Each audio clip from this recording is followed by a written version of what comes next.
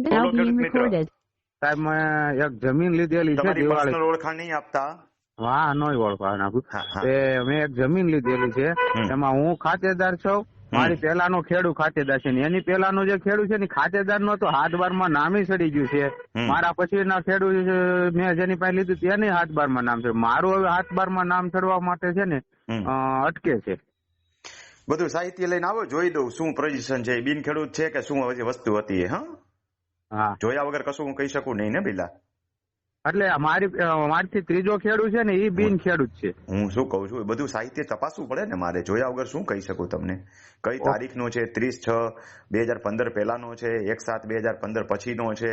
નહીં, આ ખેડૂત છે ને 95 પછી આપણે જે કાયદો લાગે ને 2005 પછીનો ખેડૂત છે એને તમે જોઈ સેટલમેન્ટ. શકતા હો તો મારી કઈ જરૂરિયાત જ નથી. નહીં સાહેબ એમાં એવું છે, એવું લાગે કે મારે ચેક કરવું પડે પછી હું સલાહ આપું તો કહી શકું ને. નકર તમારા નજીકના કોઈ એડવોકેટ ને બતાવો, એ સિવાય કઈ કરતા નહીં અંદર, નકર ફસાઈ જશો પાછા. કોઈ કઈ કરવાનું નથી સાહેબ. એટલા માટે મારે તમારી પાસે એવો પ્રશ્ન પૂછવાનો હતો કે પ્રશ્ન જો કેટલાક પ્રશ્નના સીધા જવાબ હું આપી દઉં, પણ જેમાં ડોક્યુમેન્ટ તપાસવા પડે એમ હોય ને એમાં હું સીધો જવાબ કેવી રીતે આપી શકું કઈ ચેક કર્યા વગર? એટલે જે મેં જમીન લીધી છે એના ઉતારા જોઈને 7/12 નહીં બધું લેતા આવો, જેટલું સાહિત્ય હોય એ બધું. ઓકે. સામે વાળાની લિંકો જેટલી મળતી હોય એ લેતા આવો. એટલે બધું જોઈ દો. અને આપણે કઈ જગ્યાએ આવવાનું? રાજકોટ. રાજકોટ. આગલા દિવસે મેસેજ કરજો. ઓકે. ભલે આવજો ભાઈ.